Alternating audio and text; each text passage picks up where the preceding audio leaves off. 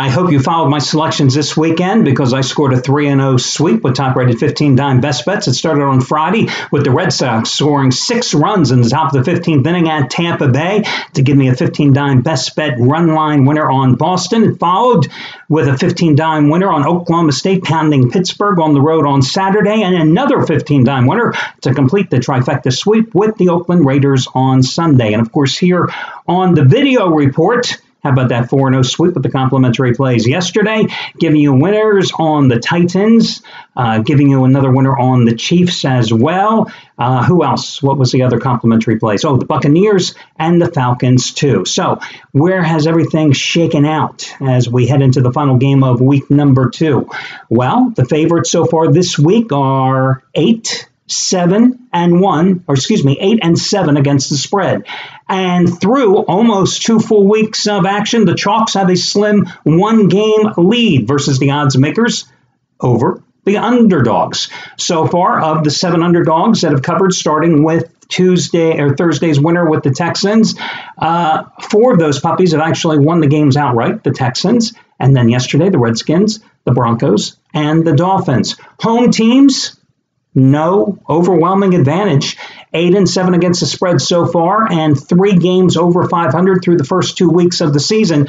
My little pet ATS trend that I love to follow, straight up winners, 12 and 3 against the spread so far this week, 24, 5 and 1 against the spread so far this season. And as I told you over the years, you'll watch this trend hit at an 85 to 90% clip, just picking the straight up winner. You'll see that hit at an 85 to 90% clip, probably around the first 11 to 12 weeks of the season.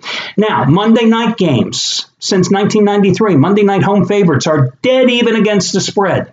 138 wins, 138 losses, 8 pushes. Last week, of course, 1-0-1. Favorites of 1 to 6.5 points are 1 game under 500.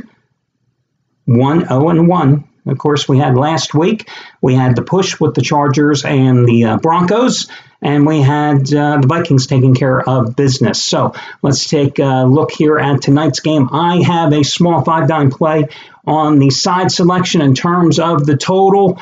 I lean a little toward the under in this game because, I think you could see a repeat performance of a low-scoring game like we had last year when the Lions visited the Giants. I think the Giants obviously have a huge defensive edge.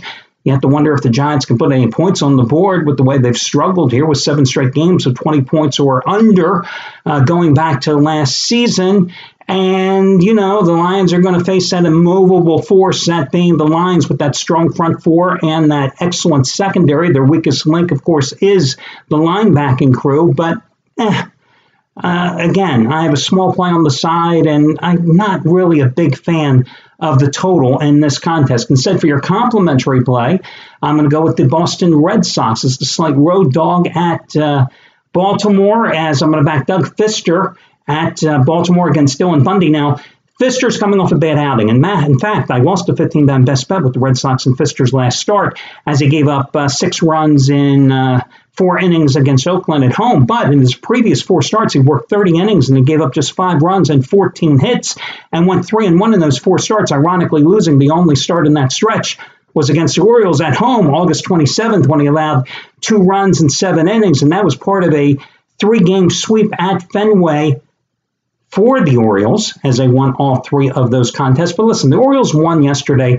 in the Bronx against the Yankees 6-4. But that was only their 2nd win during a 10-game road trip that concluded yesterday that went through the Bronx, Cleveland, and Toronto. In 8 of those 10 games, they scored 3 runs or less. Meanwhile, the Red Sox opened a 3-game road trip at Tampa by winning 2 out of 3 this weekend. They've won 8 of their last 11 overall.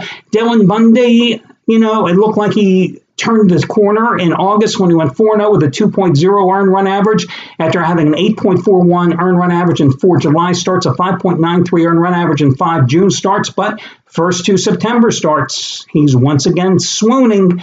5.40 ERA. So again, I'm going to take the Red Sox in this spot. By the way, a little tidbit for you today. Today, Jimi Hendrix passed away at the age of 27 back in, 1970. That'll do it, guys. Talk to you again tomorrow when we do this again.